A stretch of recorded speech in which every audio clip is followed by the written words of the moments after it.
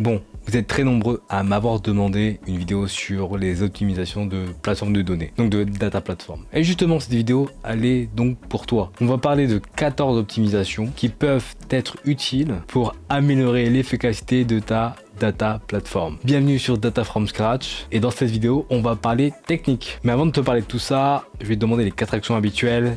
Abonne-toi parce que vous êtes vraiment beaucoup à ne pas être abonné et ça, c'est pas normal. Donc, abonne-toi direct, mets un like à la vidéo, partage-la parce que je suis sûr que tu as plein de personnes que tu connais autour de toi qui ont besoin de connaître ce savoir. Donc partage au maximum. Et dernière chose, mon cadeau gratuit que tu trouveras en description où je te parle des métiers de la data.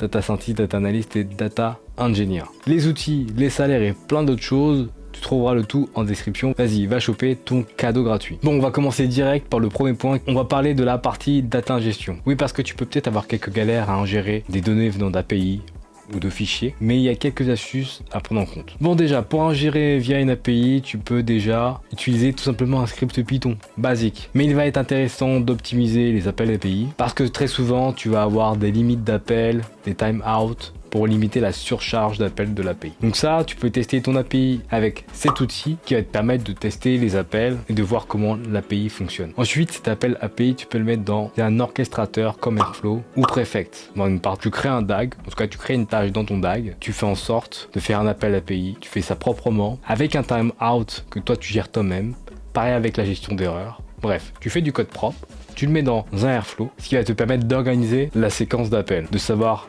quand est-ce que tu lances la tâche cron, qui a la task, de suivre les erreurs, etc., etc. Autre chose aussi, c'est sur Snowflake et sur Databricks, tu as la notion d'autoloader. Je crois que sur Snowflake, c'est Snowpipe. Et ça permet de gérer l'ingestion des données de manière relativement automatique. Tu reçois un fichier sur ton S3 et là, pop, ça le récupère et ça le met dans ton Snowflake ou dans ton Databricks. Ensuite, autre chose, quand tu commences à avoir pas mal de volume, pas mal de complexité, là, il va être intéressant de mettre en place un Kafka, Kinesis, PubSub, en tout cas tu as compris. Un outil de queue, c'est un outil qui va ingérer des données en streaming et qui va les amener d'un point A à un point B.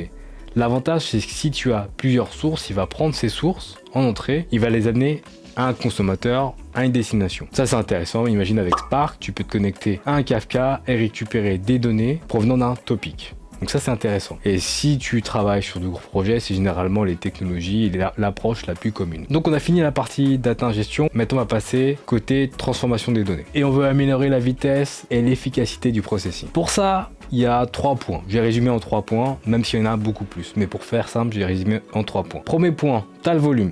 Et pour gérer le volume, tu vas avoir différentes approches, mais généralement, la logique du partitionnement ou globalement diviser pour mieux régner est quand même l'approche la plus pratique. Tu vas aussi avoir besoin de sélectionner le bon outil. Oui, parce que si tu as de petits volumes, Spark peut ne pas être la meilleure solution. Si tu as de gros volumes, pareil, Panda, ça va pas être la meilleure solution. Donc en fonction du volume de données que tu vas avoir, tu vas devoir faire le bon choix technologique et l'appliquer à ton use case. Ensuite, pour la vitesse, pour gagner en vitesse, une des choses, c'est soit filtrer la donnée le plus vite possible, soit l'agréger également le plus rapidement possible, en tout cas le plus tôt possible. L'idée, c'est de réduire le volume de lignes que tu as le plus tôt possible dans ton pipeline de données. Donc on peut le réduire via des filtres, via de l'agrégation, ou tout simplement en limitant le nombre de colonnes qu'on a en entrée. Autre stratégie aussi, c'est les joins. Il y en a différents. On a le inner, left, right, etc. Ceci dit, donc déjà il faut bien optimiser tes joins par rapport aux colonnes que tu souhaites joindre et avoir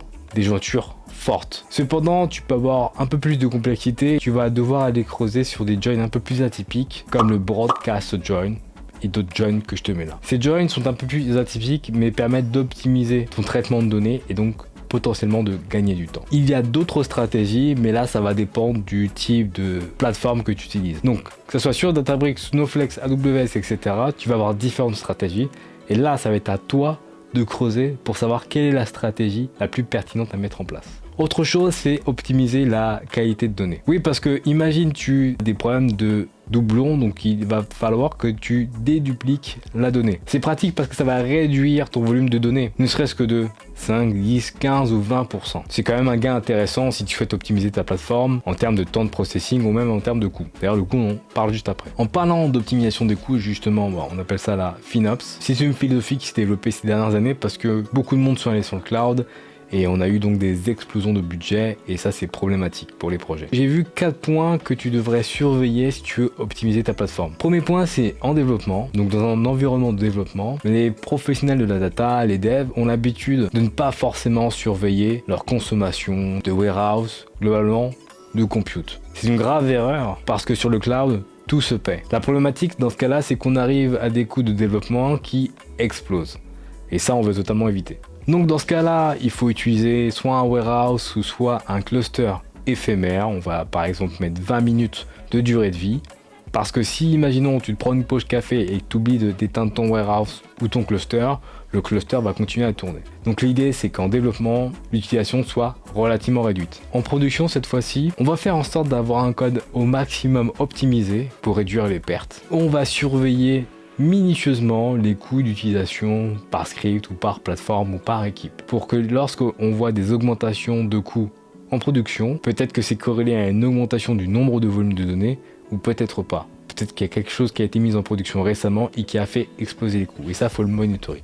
Donc un simple dashboard, Power BI ou que sais-je, peut te permettre de monitorer les coûts d'infrastructure. Ensuite, il faut gérer le coût de stockage. Bon, là, le stockage de données, c'est plus très cher. Ceci dit, il y a quand même des coûts associés. Donc ça peut être intéressant d'archiver de la donnée sur un S3 Glacier ou sur un Azure Blob Archive pour réduire des frais. Autre chose en termes d'optimisation de coûts, c'est optimiser les requêtes. Alors j'en ai parlé précédemment, mais c'est vraiment important d'optimiser les coûts via l'analyse de requêtes. Pour ça, il faut que tu sois conscient de la qualité du code, de comment le moteur de base de données fonctionne et comment optimiser.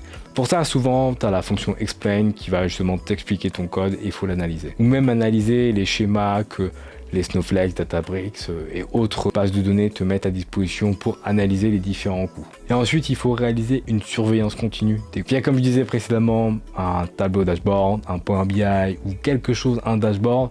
Il faut surveiller chaque jour, chaque mois ou chaque semaine les coûts d'infrastructure, les différences ETL, data pipeline, warehouse et autres. Bref, t'es donné toute l'information pour pouvoir repousser les limites de ta plateforme de données. L'idée, c'était de te donner le maximum de billes pour justement que tu optimises ta plateforme, mais c'était des idées générales. Mais bon, faut savoir que par plateforme, comme je te dis, AWS, Google, Azure, Databricks, Snowflake, tu vas avoir toujours des options différentes et des ajustements différents à faire. Donc ça va être à toi de creuser encore plus profondément. Bref, c'est tout. C'était Willis pour Data from Scratch. Je te dis à la prochaine.